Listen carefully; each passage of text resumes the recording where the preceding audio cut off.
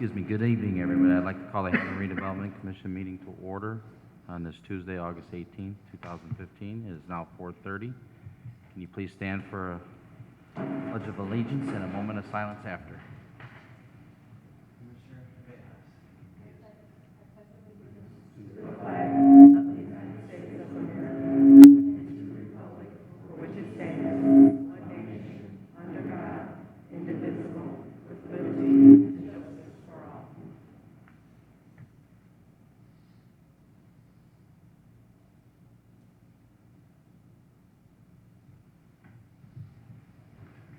Thank you.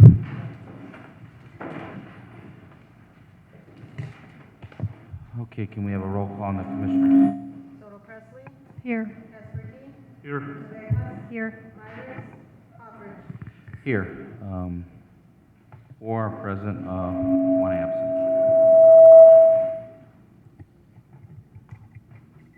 Number 3, declaration of conflict of interest.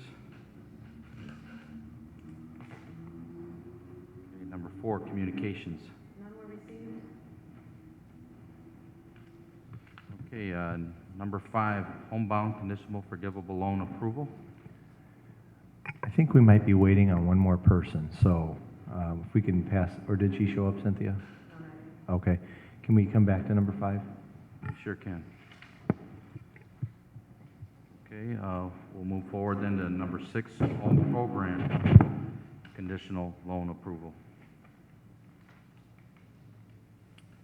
All right. Is Nora, can you come forward to the podium, please?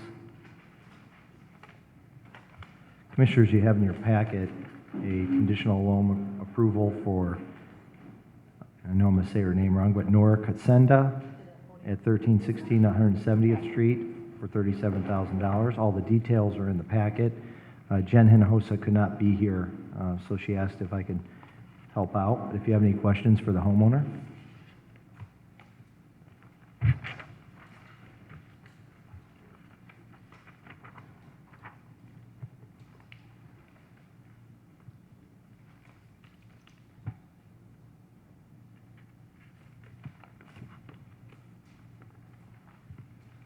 Has construction started yet? No. The work is not, we're waiting for the loan to... Correct, right. Before it's started. Correct, yes. Nora, how'd you find out about this program? 5 years ago. I've got on the waiting list. Okay. It is a popular program in which we have limited resources, so typically somebody will be on the waiting list for a long time, unfortunately. But that just tells you how popular the program is. And one of the other issues we have specifically with home dollars is that every year the amount of money we receive from HUD continues to decrease. So this is something we're looking at very carefully and determining how to move forward with these dollars to get the best bang for the buck. Mr. President, it seems like all the documentation here and everything is in order. I move we approve the home program conditional loan approval for Nora Katsenda at 1316 170th Street. Second. Okay, we have a motion and a second for the home program conditional loan approval for Nora Casenda, 1316 170th Street.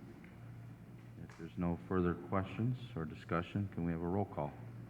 Soto Presley, Yes. Caspergy, Yes. Rivera, Yes. Myers, Hopper. Yes. Motion passes 4 yes. I'm through. You're good. 1 absent. Thank you. Thank you, Commissioners. Mr. President, we can go back to number 5. Okay, we're going to move back to number 5, homebound conditional forgivable loan approval. It looks like we have 4 applicants tonight. If they can come up forward to the podium. You could just kind of introduce yourself to the commissioners and maybe tell how you found out about the program. Okay. My name is Freddy Rojas, and I found out for the program through my lender. He gave me all the information. Who's your lender? Aaron Stocks. I'm sorry? Aaron Stocks. From People's Bank. Yeah, mostly we're We think we're proud of our program, and we're curious where you heard of it from. You know, we welcome you to Hammond. Looks like everybody in this case came from out of our city into our city. So ultimately, we're going to welcome you, but if you'd be so kind, could you step up and tell us how you heard about us, your program and such? Sure. Hi, I'm Brittany. I heard about the Hammond Homebound because I did my research and my lender told me about it. And Or your not my lender- lender, my realtor. Who's your realtor? Her name is Catherine Boltema. She's with, I can't think, of course, because I'm on the spot. That's okay. Yeah, she's with Coldwell Banker. Okay. Yeah, she's one of my friends, so she also had told me about it when I had started the process. Okay, very nice. My name is Sedelia Beecher, and I found out about this program from Homeside Financial, who was my lender. And it was Michelle Jacinto. Thank you. Thank you. Is Joel Lingua here? Yes, okay. Joel.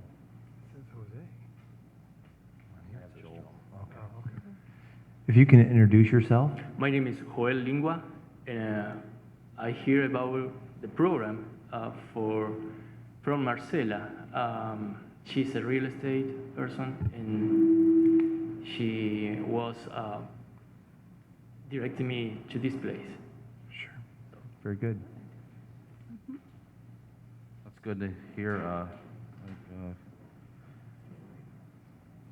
Commissioner Wally over here mentioned that all you are currently living out of the city, so we appreciate you looking into it, moving to Hammond.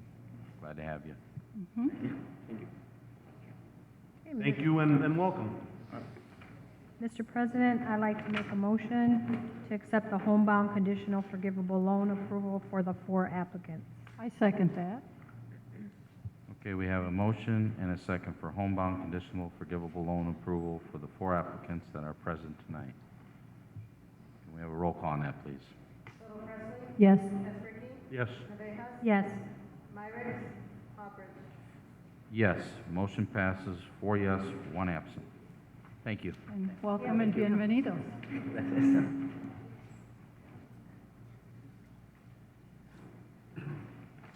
Okay, number 7, approval of job creation and business expansion loan for Northwest Technology Incorporated. Commissioners, in your packet, you have a recommendation letter for the Job Creation Business Expansion Program for Northwest Technology, Inc. For any new commissioners, since we haven't had one of these awards in a while, we have a program that we created using HUD funding, which does exactly as the title states. It creates jobs and it helps businesses expand. And so essentially, and there's a little bit more to it than this, but for every 30,000 that or less that a business owner borrows, they have to create 1 new position and they have to hire a low to moderate income person from Hammond. So it's been a great program so far. I think we've had maybe 5 or 6 awards. And if I can have Africa Tarver, our Director of Economic Development, come up, introduce herself, and she'll start us off. Hello, my name is Africa Tarver. I'm the Director of Economic Development. And as Phil said, the Job Creation Business Expansion Program is a program that's offered through my department. It's federally funded with funds from the Department of Housing and Urban Development. The purpose of this program is to increase employment and economic opportunities within the city of Hammond, as well as to provide business expansion with businesses and also provide employment opportunities for low to moderate income Hammond residents. As Phil stated, for each person that's employed, the business owner has an opportunity to borrow up to $30,000. The main advantage of this program is it gives financial assistance to businesses that are not able to obtain private financing. So I tell people all the time, this program may not fit every business model, but for that certain business model, specifically smaller businesses, it is a very good option for them. The use of the loan proceeds can be used for working capital, for equipment, for inventory purchase and for building and land acquisition. How the program works is if someone tells me they're interested in the program, then we have them look over the program guidelines. The program does state for, they have to keep the position in place, that the position that's created for 3 years. If they do not keep that position in place for 3 years, then they're non-compliant and the funds are due immediately. And also, I'm trying to make sure I don't forget anything. If they meet if they keep the position in place, because I monitor them annually, then at the end of 3 years, the loan is forgiven, and it has a 0% interest rate. So it's a very attractive program for businesses. What I ask applicants to do is, once they're interested in the program, to look over our Excuse me, program. would you say that again? I'm sorry? Would you say that those last 2 sentences again? With the terms, The terms are 0% interest, and they just have to keep the position in place for 3 years. And I monitor them annually to make sure that position stays in place. So if they hire someone and it does not work out, they have 30 days to notify, they have to notify my department immediately, and they have 30 days to hire someone else. And then we also encourage them to apply through the Center of Workforce Innovation or Work One, because that way we know that that information is getting to the population that we're interested in obtaining the information, which would be the low to moderate income individuals within the city. Okay, so the 0% starts immediately, or Yes. is that the term? Yes. And then you mentioned briefly, something was forgiven. If they meet all the terms, like if they borrowed $30,000, if they meet all the terms, so if for 3 years they keep that position in place and they're compliant, then at that point, then the loan is forgiven. So they're not making a payment. So do they make payments at 0% or do they not? No. So payments, the only way we'd receive payments back or the funds if they failed If they to default comply. on the loan. Okay. So we've had some applicants in the past. It's been a successful program, and like I said, it offers employment opportunities for low to moderate Hammond individuals. And today we have Francine, I'm sorry? Just one more thing about the program. The loans are also collateralized. So in the event that there is a default, meaning the position isn't available anymore, or that they've created doesn't exist, or they've downsized, the loans are collateralized so that if we declare default and the entire balance is due and owing, we, in theory, have some collateral to go after. Yeah, I mean, I'm not trying to rewrite the program, I was just trying to get it in my head, but ultimately, even if they fail, they only owe 0%. They only pay us back on The terms. principal. You pay back the full principal. Correct. Yeah. 0%. But I'm not trying to question the program, I was just trying to get it in my head, what's going on. And just real quick, what constitutes a Hammond resident? Is there a term they have to be in Hammond, or is that loose, or is that, No. I'm just curious. No. The person that they hire has to be a Hammond resident, Right. and they have to be proven to be a low to moderate income resident, which means we're going to have to pull their tax returns. Actually, the person who takes on the loan is going to have to pull their tax returns and make sure we'll have to verify that they qualify as a low to moderate income resident, which is based off of, a scale that we have.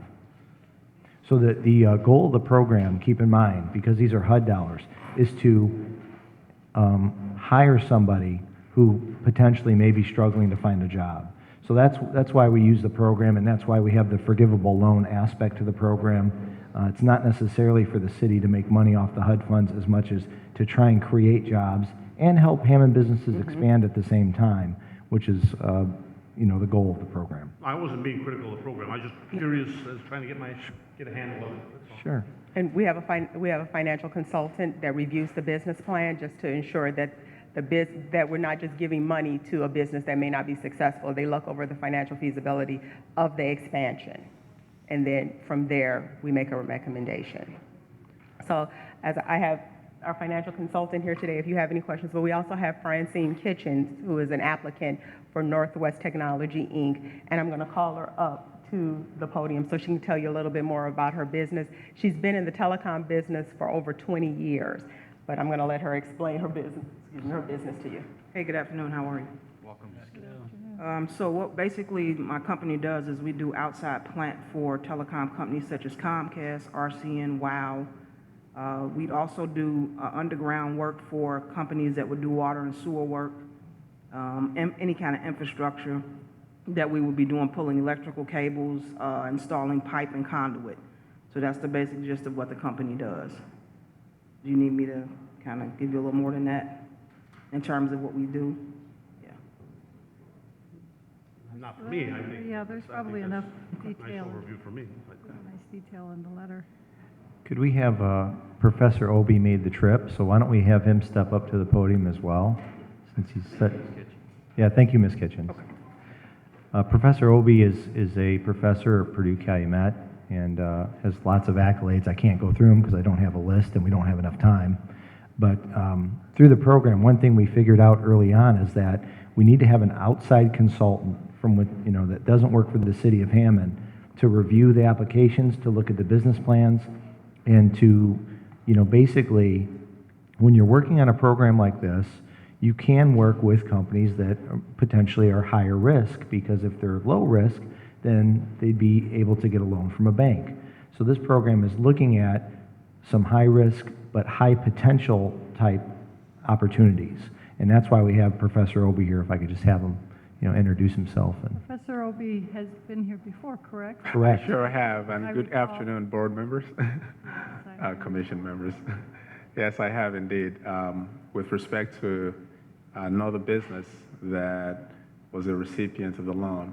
So my task essentially is to provide an additional pair of eyes on the documents that are submitted. So the three key documents that I review are the business plan submitted by the applicant. Two is the financial plan, which gives me a sense as to the feasibility of the business going forward with respect to the amount of money the business is seeking to borrow. And then thirdly, I also want to make sure that the business has in fact sought private financing elsewhere and was rejected in keeping with one of the key terms of the forgivable loan program. So, so the data I typically would require to see some kind of a historical documentation of the business performance, preferably over the past 3 to 5 years, and then additionally a forecast of how the business is expecting to expand going forward once the money has been put in place in the business operations. So that's what I do for a living. In addition to being a finance professor, I do also business consultant in the field of financial management as well as risk management. Thank you, Mr. Pat Obi. Thank you, sir.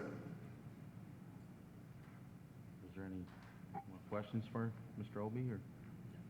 No, it seemed that the cover letter and explanation seemed, covered all, if you ask me, in my mind. And if I may make a comment, I know I'm late, but entrepreneurship really drives the job creation in the United States these days. I think I saw on CNN a day or two ago where they were saying 3/4 of all new jobs start with something like this. So this is definitely, you gonna correct me? Did I say something wrong? No, you're about correct. Actually, yeah, you're actually pretty much correct. By some estimates, at least 60% of jobs that are created come from the small business sector.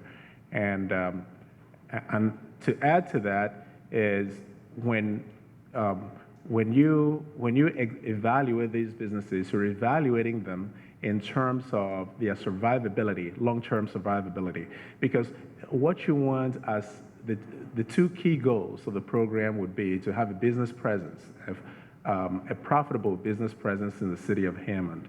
The second one is to provide employment, because the bulk of national employment comes from businesses such as that. These are mom and pop corner businesses that at the end of the day help to reduce unemployment. The unemployment figure that you see, which we celebrate to be about 5.3% right now, most of it actually comes from small businesses that constitute over 60% of our employment workforce, of our workforce. So you are actually quite right in that.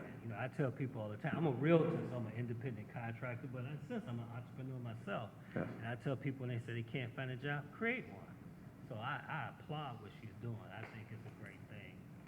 And we want to make sure, not to belabor the issue, we also want to make sure that someone just doesn't come here and ask for money just because it's available. So we want to avoid the what they call the push factor. The push factor is, hey, money is available, give it to me, and I'll look for something to do with it.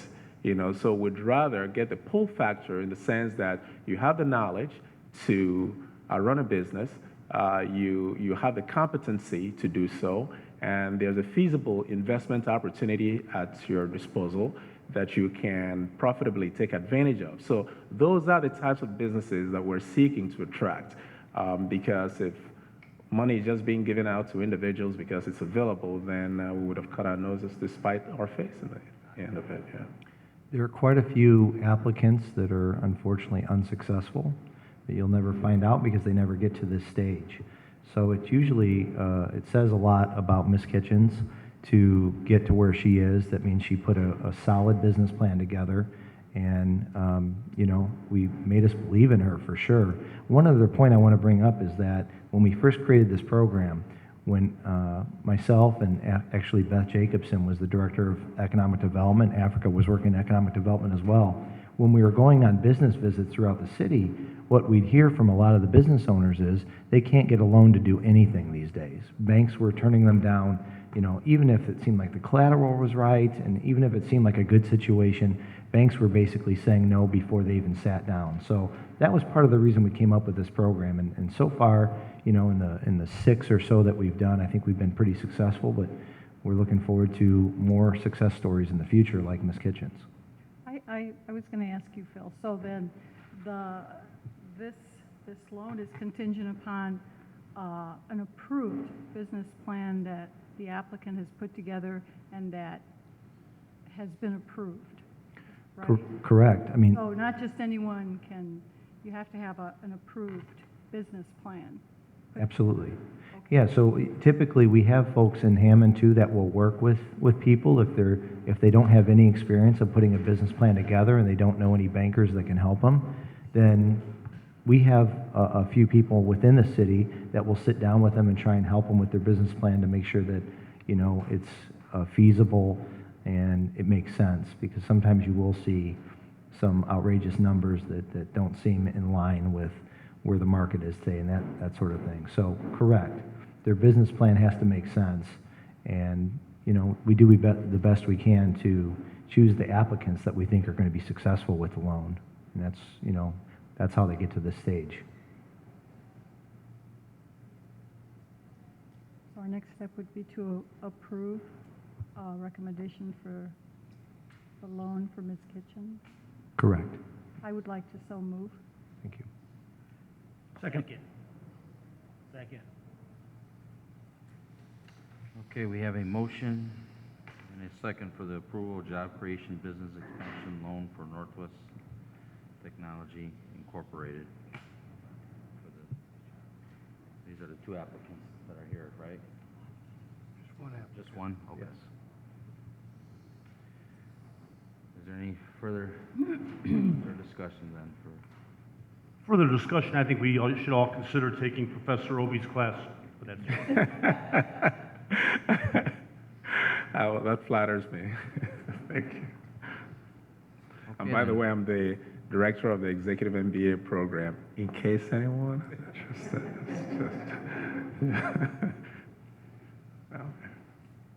All right, can we have a roll call then? Yes. Yes. Yes. Yes. Yes, motion passes 5 yes. Good luck to you, Ms. Kitchen. Congratulations. Yes. Congratulations.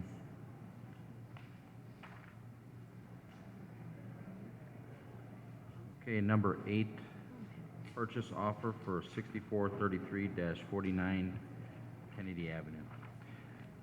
Commissioners, first, if I can mention, the homebound applicants that were approved, you're welcome to stay, but you don't have to. If you have to leave, you're welcome to leave as well. Commissioners, I apologize, I didn't put the appraisals in your packet, but purchase offer for 6433-49 Kennedy Avenue. That is the property that we know of as the Brothers 2 building at the northeast corner of Kennedy and 165th. The city has been looking at this piece of property for a while as a potential corner for redevelopment in Hammond. You may recall that we're in the process of extending the Gateways redevelopment area from Oxbow northbound on Kennedy Avenue. The actual northern border of the new redevelopment area is this property. It's the Brothers 2 property, then across the street it's the Freddy's restaurant property. So we've been having discussions with the owner of the property for quite a while. We had 2 appraisals done on the property, and anytime the city is looking at purchasing property, the highest value you can go for the property is the average of the 2 appraisals. In this case, the average of the 2 appraisals was $168,000. So what we're asking for today is to approve an offer, we have not made it yet, is to approve an offer of $168,000 for 6433-49 Kennedy Avenue. It's a corner piece of property. In Hessville, we've had a significant development at Oxbow Landing, but as you move north into along Kennedy Avenue, it's been a little bit more challenging to find new businesses and new users to move in there. So we're looking at this site as a way of creating some momentum in Hessville. We've had some people that have approached the city about possibility of some sort of development there. Keep in mind, if and when we purchase the property, if we're successful at doing that, and we want to find a new owner or developer for that site, we would have to do what actually we're doing in the next agenda item, which is put out a request for proposals, and then everybody would have an opportunity to bid on the property for, again, the average of 2 appraisals. So I'll be happy to take any questions that you may have. I have a question. I was wondering, would you hate me if I say that I'm more comfortable looking at the paperwork before I approve anything like that? No, you're saying you want to see the actual appraisals? Yes. I could, for sure we can do that. And if you want to hold off on this item until then. Does that hurt anything any timeline that we're trying to finish quickly, or can we? I think we'll be fine, actually, with waiting. I'm just more comfortable being able to read the paperwork before. Sure. We could table this item till next meeting, which I believe is September 1st. Thank you. That's fine, me? Then let's table, then if we table it, let's table the questions too. Okay. Then what I'll do is in the September 1st packet, I'll make sure I have both appraisals in there, and then you'll be able to review for yourself. Thank you so much. Do we need to make a motion to table this, or? Yes. Yeah, we're going to need a motion to table that. Mr. President, I make a motion to table the purchase offer for 6433-64. I second that. Okay, we have a motion and a second to table the purchase offer for 6433-49 Kennedy Avenue. Can we have a roll call on that? Yes. Yes. Yes. Yes. Yes. Purchase offer for 6433-49 Kennedy Avenue will be tabled for the next meeting.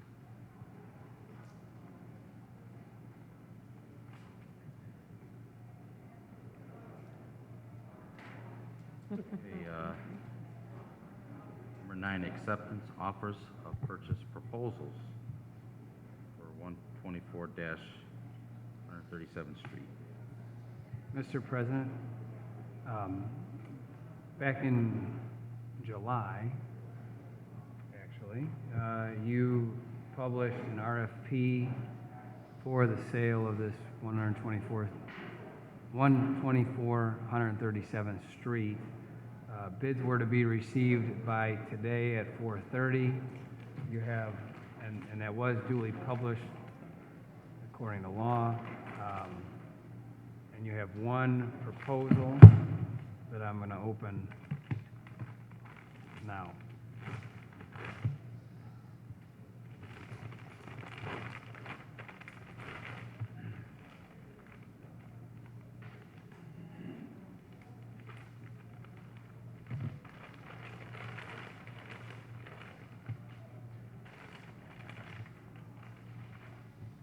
the proposal is from Porter's, and specifically Nick Porter, General Manager.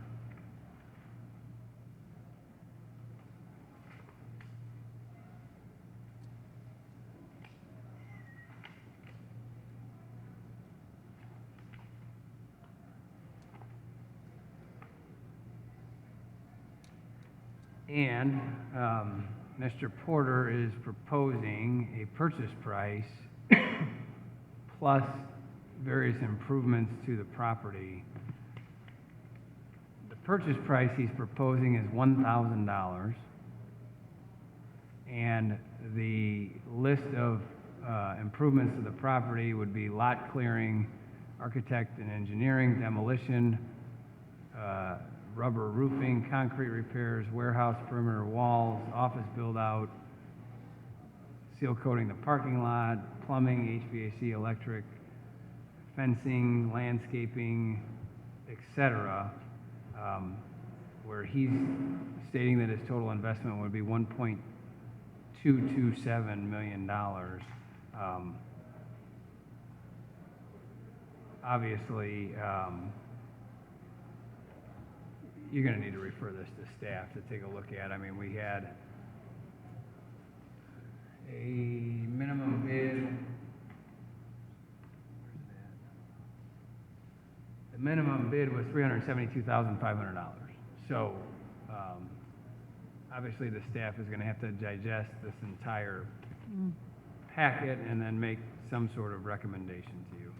I mean, the bid itself, as far as the copies and then the check for the earnest money, I assume that's what's in here, appear to be in order, but in order to respond to this bid, you're going to need the staff to kind of go through everything they're suggesting. Yeah. They have the earnest money check of $50. So there's no, I don't believe there's any action other than refer to staff for this. That'd be correct. I would think that'd be a good thing. Do we, But our estimate was it needed $350,000. He's gonna put 1.2 in? No, when we offer these properties, we have to, the average of the two appraisals.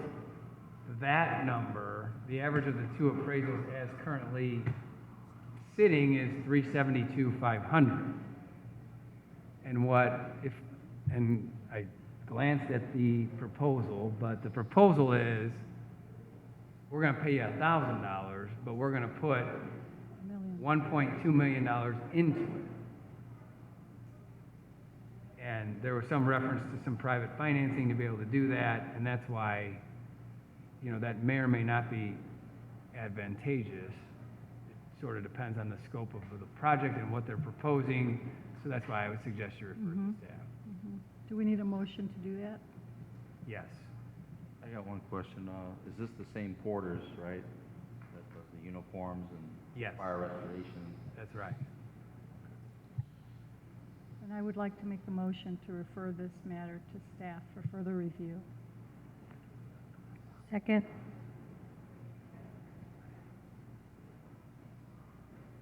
Dave, did I need to clarify which? I didn't say who or what. No, that's fine. There's only one bid. Okay. That was my question, there's only one bid. Right. Okay, we have a motion and a second to further review this to staff for the proposal for 124 on 137th Street. We have a roll call on that. Yes. Yes. Yes. Yes. Yes, motion only passes to review the proposal for 124, 137th Street. Further review. Okay. Number 10, Phil Talon, you're on deck again. All right. As of this past Friday, there was an RFP published for the remaining 2 lots at Oxbow Landing. There's a 2.6 acre lot and there's a 4.4 acre lot. So we had new appraisals done. The appraised value did go up from the last time that we published an RFP. So it was in the newspaper Friday, which means it's open to the public at this point. And at our September 1st meeting, we will hopefully receive submissions for those remaining 2 lots. Hopefully, we get several. Obviously, if you drive Toxbow Landing now, you see 3 projects under construction, along with Buffalo Wild Wings being open. So there's a lot of activity there, which is great. And hopefully, now with all this activity, we'll see some additional responses to the RFP and maybe get some additional development that we'd like to see there. Besides that, I would be happy to take any questions that you may have. If no one's driven by in a while, the construction of the building's going faster. Very fast. The brewery in particular, who we just had a groundbreaking for, I drove by there today, and it's really fascinating to see how much activity they have going on there. The steel has already been brought to the site, so they're moving fairly quickly, and that's not unexpected. The owners of that project have stated that they want to be open prior to the end of this year, if at all possible. So, so far everything's been going great.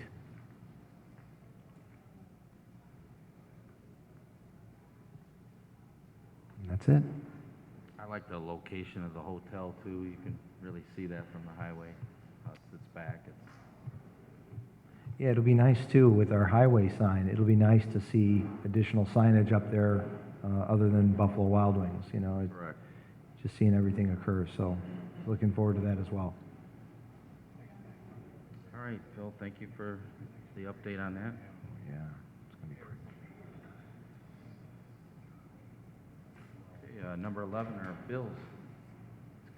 Mr. President, I would like to make a motion to pay the Register of Claims for July 28th, 2015 through August 12th, 2015. Register of Claims number R52289 through R52360.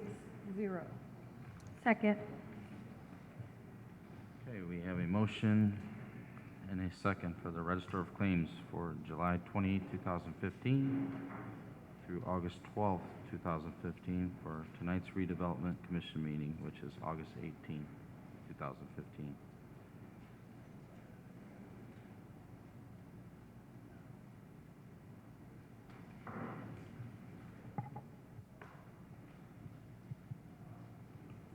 If there's no further questions or discussion on the claims, can we have a roll call then?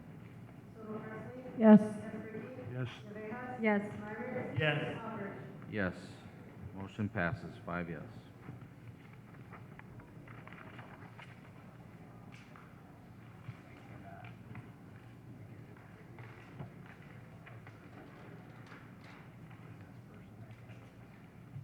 Okay, number 12, new and unfinished business.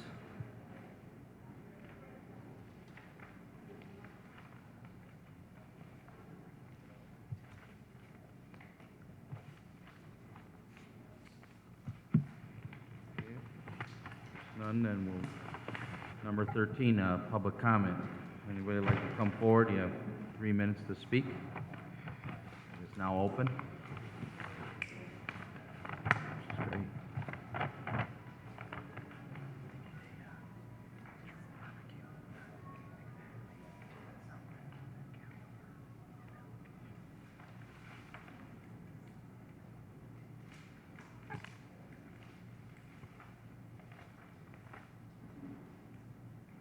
Okay, public comment is closed. Before we adjourn, though, I'd like to welcome Councilwoman at Large, Janet Venez, and also our first district councilman, Mark Kowinski. Thank you for coming out to our meeting.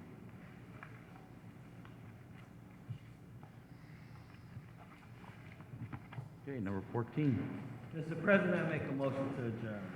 Second. We have a motion and a second. Can you all signify by saying aye? Aye. Ayes have it. Meeting adjourned.